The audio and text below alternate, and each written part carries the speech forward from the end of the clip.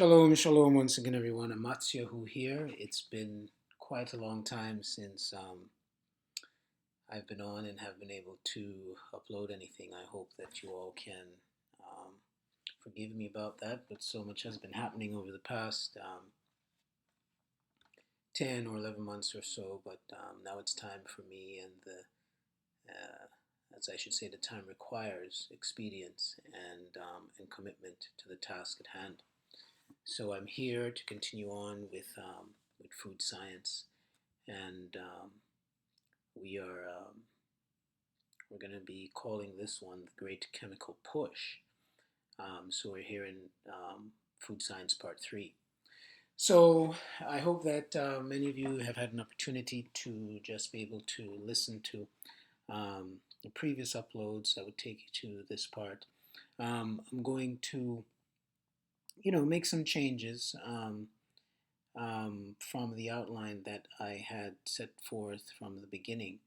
I will insert things in between as I continue on this tract that I feel are pertinent, things that I need to touch on um, because of the time that we are in, and things that I feel that maybe many of us may need to understand. So, once again, it's good to be back, and I hope that you're just as overjoyed to hear me as I am to know that you're listening. Okay, good, good. All right, so let's get going. We're going to be um, looking at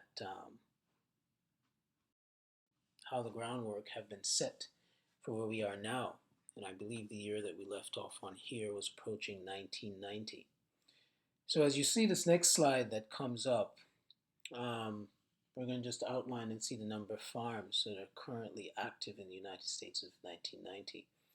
Today, those numbers are much more. And so, as we look at current affairs and state of things around us right now, when we hear that, oh, farms are shutting down and there's a food shortage, as you look at these numbers, you would have to scratch your head and see if that's really the case.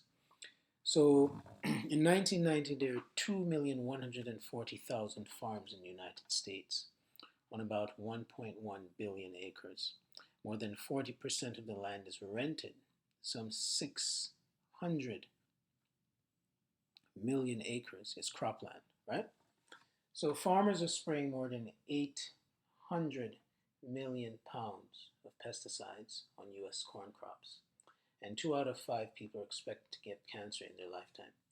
So, out of many of these pesticides and herbicides and um, um, weedicides, I try to put a name to them, most of them have not been tested and are extremely carcinogenic. And of course, will lead to an increase in cancer rates. We'll see that there's a precipitous rise beginning in 1990 on. The next point we see is that the Organic Foods Production Act passes the U.S. Congress, establishing a framework for creating standards for certifying organic food and fiber products. This was when the USDA began the framework to introduce the USDA organic label.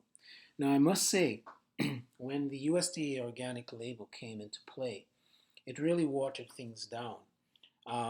Through CHI and a lot of other certifying groups, the standards were extremely tight, not just in the use of heirloom seeds in the organic industry, but also with how crops were grown, how the land was rotated and used. But in 1990, I would say the organic food industry was about a $5 billion market at the time. And of course, the government realized that there was a lot of money to be made. Well, I would say the other agribusinesses, large agri-farming companies realized that there was a lot of money to be made. So the lobbying began to develop this USDA organic label that had to be placed on all organic food or it could not be sold in the United States. So we'll see that this was a strong arm tactic that was used, and so now the government, unsatisfied with the framework that was being used, set up their own. So at that time, in order for a land to be certified organic, It had to have been fallow with the use of no chemicals at all on the soil for 7 years or more. Um, and so, with the U.S. introduction of the USDA organic standards, it lowered that to 3 years. So, we will see that this really, I would say, was the beginning of the end for the quality that went into organic products, and it also caused a lot of the organic food farmers and industry to lose control. Here we are at 1992. Tissue analysis demonstrates a substantial link between pesticides and breast cancer. The European Union approves the first government-enforced standards for organic production. Here is some crucial information between 1950 and 1990. Breast cancer rates increased by 52%. Now, this is quite interesting because let's look at this again. The tissue analysis demonstrates a substantial link between pesticides and breast cancer, yet still, something that we'll touch on much later on, we had the development and introduction of pesticides such as glyphosate and all of these chemical and many other, hundreds of others that are used on crops, even though the tissue analysis demonstrated a link between pesticides and breast cancer. And so we see the increase in breast cancer rates, 52%. And of course, among our own people, the rise was even more precipitous. 1993, the National Research Council warns that children are at particular risk from pesticide residues because standards were created to measure the effect of pesticides on adult males, ignoring children's lower body weight. Now, why is this important? Because when you have a low body weight and, of course, an undeveloped immune system, it is the best place for the development of cancer, and I would say the drill down effect of herbicides and pesticides deep into the system and crossing over into the blood-brain barrier. And children are more susceptible to this because they're underdeveloped, their weight is low, and there are many things happening in the growth stage that does not allow their bodies to be able to help them fight off some of these things, if even at all it's even possible even as an adult. So in 1994, we see that the FDA approves genetically engineered recombinant bovine growth hormone, RBGH or RBST. After a long activist fight, the hormone was developed to increase milk production, and the United States already has an enormous surplus of milk. The human growth hormone is also called somatotropin. It's made by the pituitary gland. It promotes growth and cell replication. Bovine growth hormone BGH, also known as bovine somatotropin BST, is a natural form of this hormone in cattle. Now, RBST is very interesting, right? It's used in most milk production today on most, what I would say, non-organic farms, right? And studies have shown that RBGH or RBST survives digestion and passes into the intestinal tract.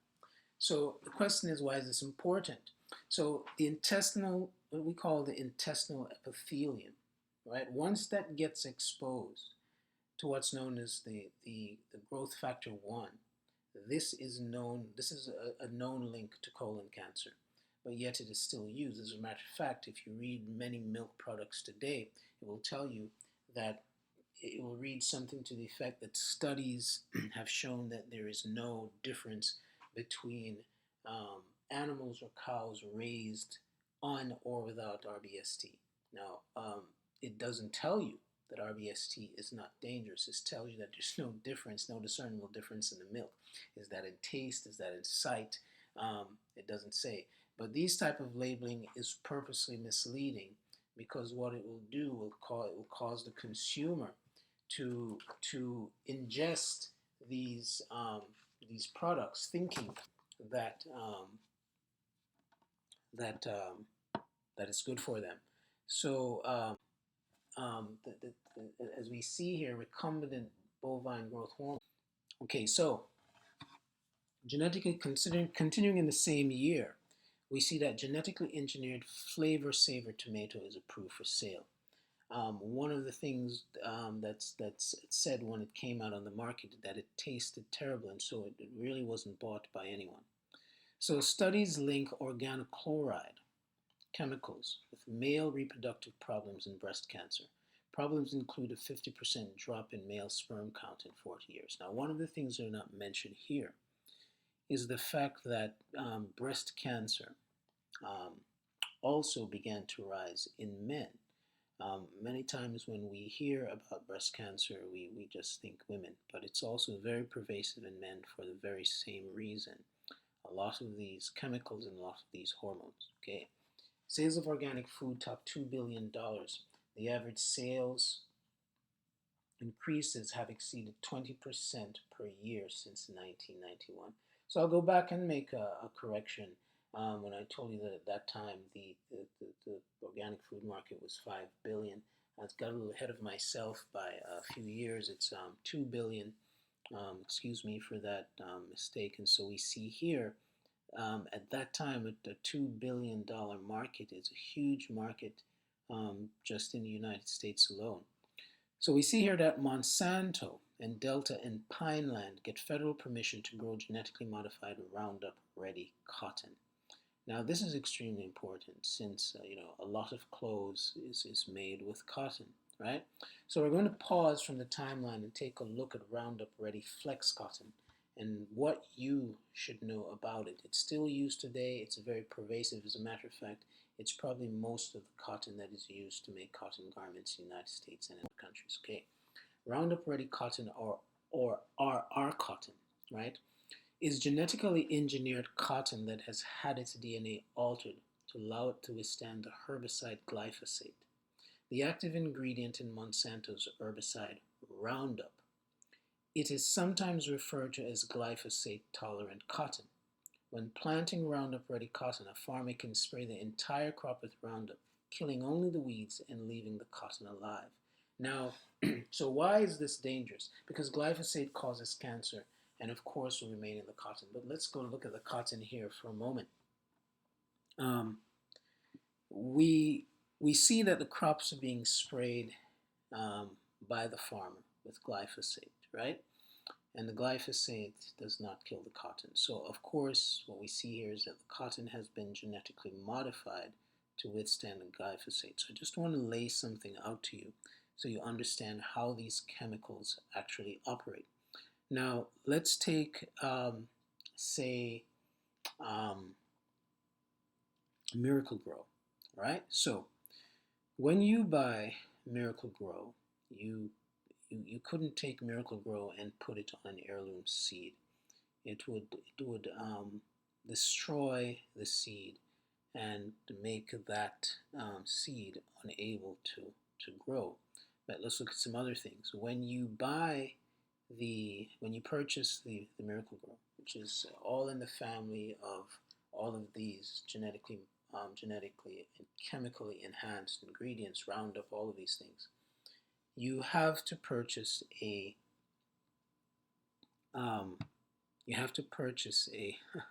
a seed that is that works with Miracle-Gro.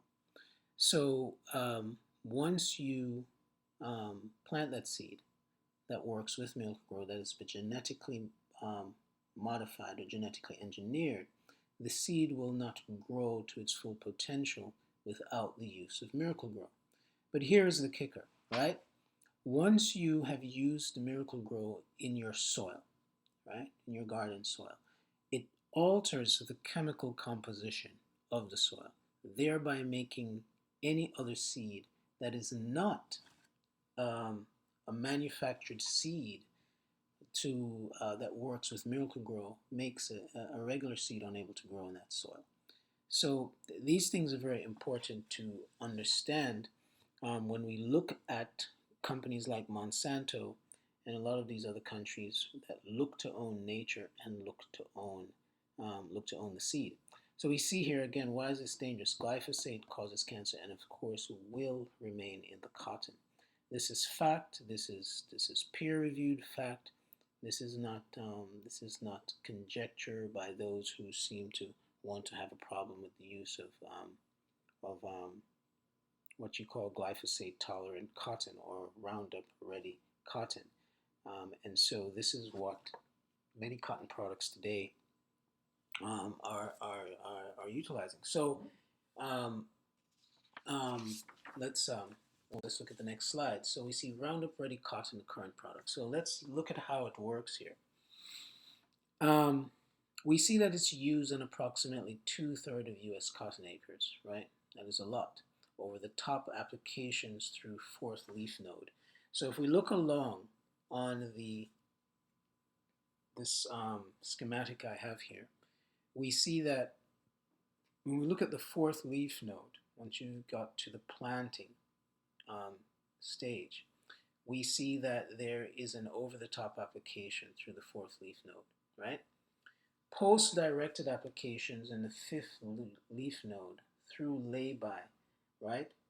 At least 10 days in 2 nodes incremental growth between applications. So we see that as the cotton progresses through particular phases, what they're looking for are certain development of certain node levels on the cotton, in which they go ahead and they make the application of the glyphosate in its growing stage, right? Now you'll see here when you get into the point of harvest, you see that there's nothing. Now one of the things to understand is that the Roundup Ready cotton, of course, is sterile, as all of these products are. They do not rebloom. The farmers will have to go out and they will have to replant again.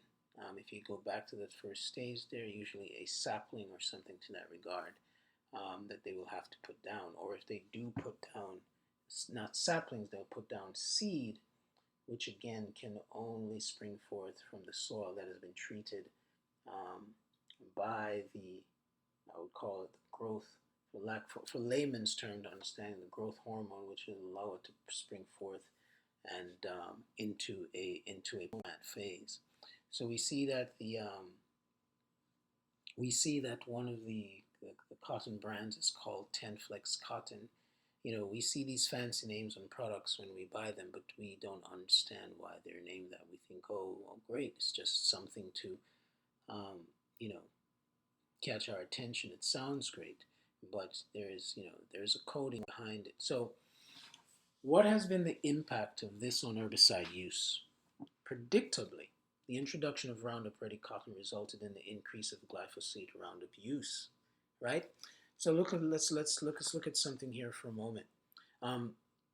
Based on the numbers, Roundup Ready cotton crops in the world, and we can also refer to this as what you call transgenic cotton, right?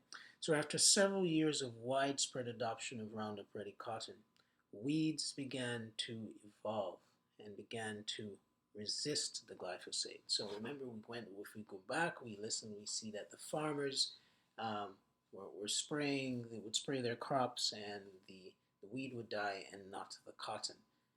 The weeds would die but not the cotton. But eventually the weeds, what happens is that they become resistant. So specifically between 1996 and 2008, the glyphosate rate of application per crop per year has tripled on cotton farms. So what we find is that there's heavier and heavier use into the hundreds of thousands of tons per farm of the use of glyphosate. And of course, when you have this greater concentration of the use of glyphosate, you're going to have a greater concentration also in the cotton plant as well. All right, because it does absorb it, it just does not die from it. Okay, so this was not only because farmers could not spray their entire fields with glyphosate, but also because the weed of what we call weed shifts. As weeds with some natural resistance to glyphosate became bigger problems following the adoption of Roundup Ready cotton and the ubiquitous reliance on glyphosate that accompanied it. Right?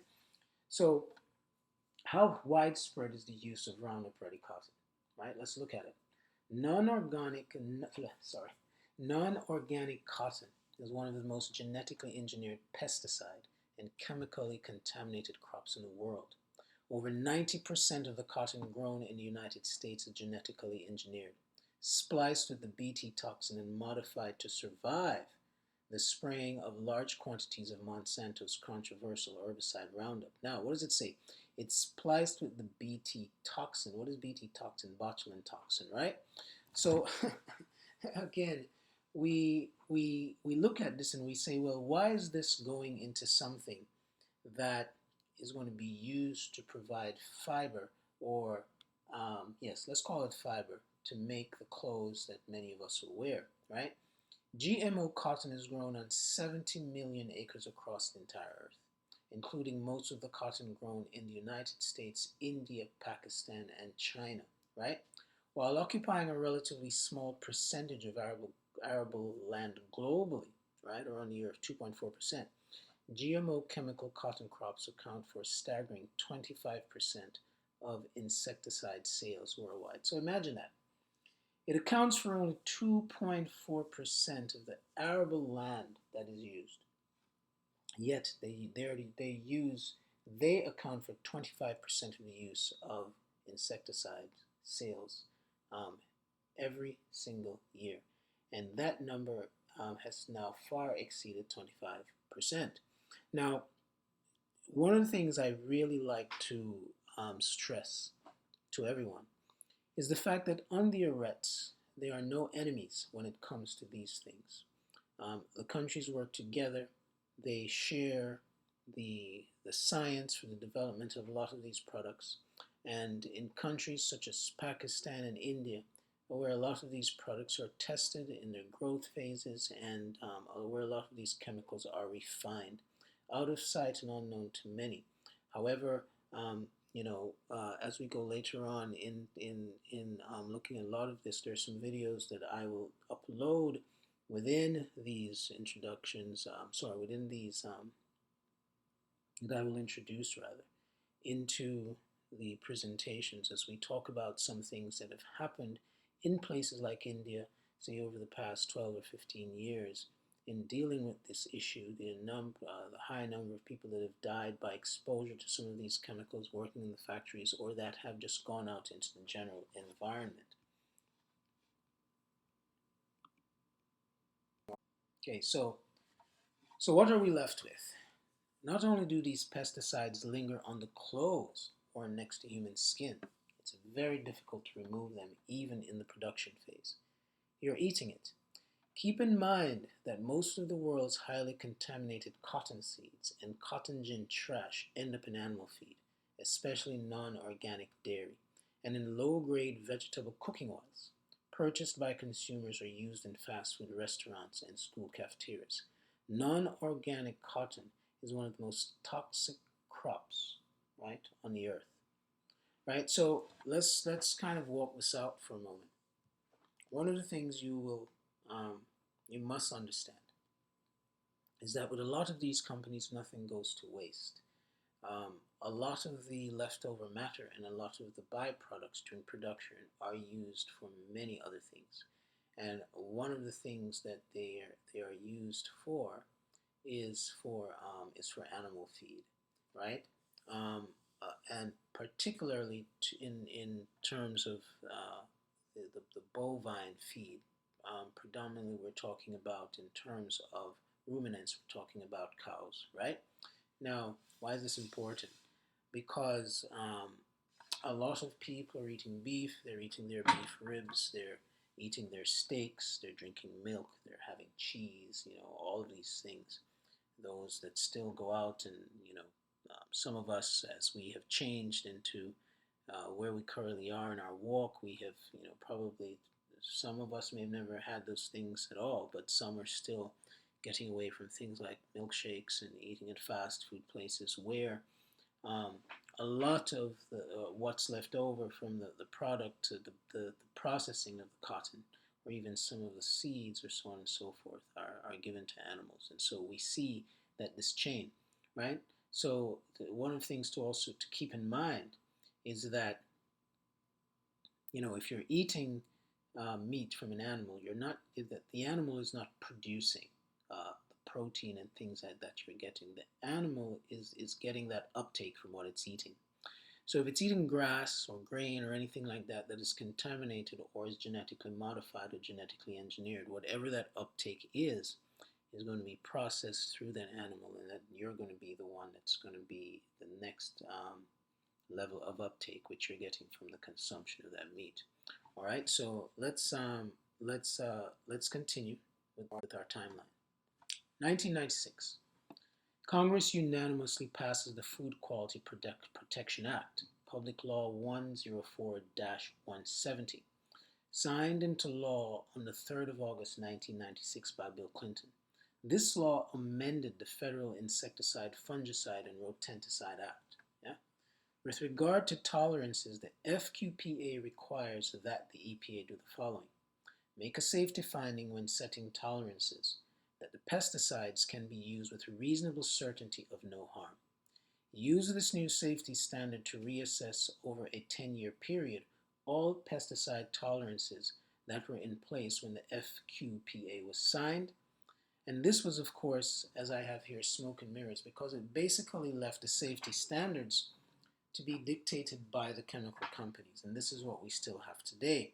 And then those standards are then many times agreed to by the FDA. But I want to just look at, I want us to look at something respect to the FDA and the EPA. The EPA many times has standards that are usually set based on the information that is provided to them by a lot of these chemical companies. Also, the FDA also will set its standards based on the information that is provided to them by these chemical companies. But I want to focus particularly first on the FDA, since we're looking at food science. Now, when the FDA approves that something can be used, for example, as a food additive or a preservative or something to that degree, and we also can be looking at chemicals as well, it does so based on what it sees as an acceptable level of tolerance of either being harmed or dying from the use of this product, right? So when you're told it's safe, it doesn't mean that it does no harm. It means that the harm that it does is acceptable to them based on the numbers of people that's going to use it, or based on the number of people that have consumed it as they gather this data, right? So as we try to digest this, we should try to look at some things. But before we do that, I wanted to just look at the top 8 consumers of pesticides, herbicides, and fungicides to date in the millions of kilograms. So 4.5 kilograms is 10 pounds, right? So remember, we're looking at in the millions of kilograms, right? So the biggest users of herbicides and pesticides and fungicides to date, up to this point in time, China at 1,806 millions of kilograms, United States at 386, Argentina at 265, Thailand at 87, Brazil at 76, Italy at 63, France 62, and Israel at 54. Now, as we digest and chew on these numbers and the previous information, let's understand something. Though we are dealing with what is happening here in the United States, it is going to be relative to every place else to which food is exported from the United States, which is pretty much all over the world. For countries that have very low levels of arable land, small countries, some small Caribbean islands, or other countries that just don't have the ability to grow the amount of food that they need, much of the food is imported from the United States, China, and other places. And so therefore, If the food is not organic, it's either going to be genetically engineered or genetically modified.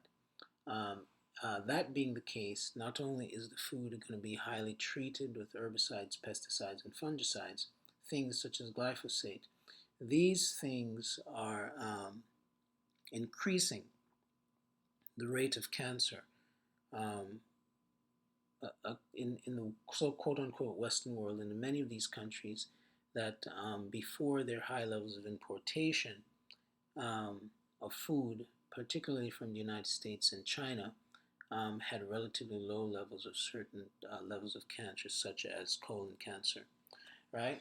So collectively, what we see is that in the around the world is an extremely high level um, of cancers, such as colon cancer, and if we bring that back here into the United States, or even where many of our people are scattered in the Western nations, we see the death rates are higher among our people. If we look, we want to focus on the U.S. In the District of Columbia alone, alone, um, it has the highest death rate and the highest infection rate of many cancers, such as the esophagus, cancers of the esophagus, cancers of the breast, stomach, right? And in 2000, um, the cancer rate was in the black population in respect to esophageal breast and stomach cancer was extremely high. And though some of those cases have somewhat stabilized today, they're still extremely high, but that stabilization has accounted for the fact that a lot of our people have begun to change the way that they are eating and are making better decisions and getting certain things out of their diet, such as dairy, so on and so forth. So um, we um, we have to um, understand what we're facing, and we also have to look at the enemy that we're facing.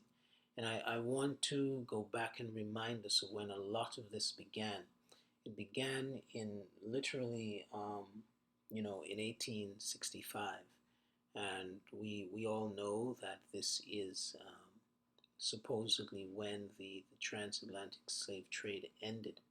We see that from then on there was precipitous rise in the altering of crops, in the altering of seed, in the introduction of chemical applications on food to a high regard. And so we have to beg the question and ask ourselves why this is so and why this has been so. Nonetheless, I hope that you have enjoyed this particular next presentation. It's not my smoothest in delivery because I have not been with you for a while, but I look forward to the next posting, which I hope will be in the next few days or so. And I'm asking you to please support the site. I have actually changed the name, and I think you will like the new name that's been given to. I think it's a bit more insightful and speaks to the time. So click the button to subscribe, and that you'll get notifications. And please pass the information around. It's extremely important that as our people are beginning to open their eyes to what is happening around us, that they know that there are those of us out here that can provide them with really important information that they need to know, and to break it down in a way in which they're able to understand, and that they can make the best educated decisions that they can to safeguard the health of our people, of our families, and of our children. So until next time, shalom.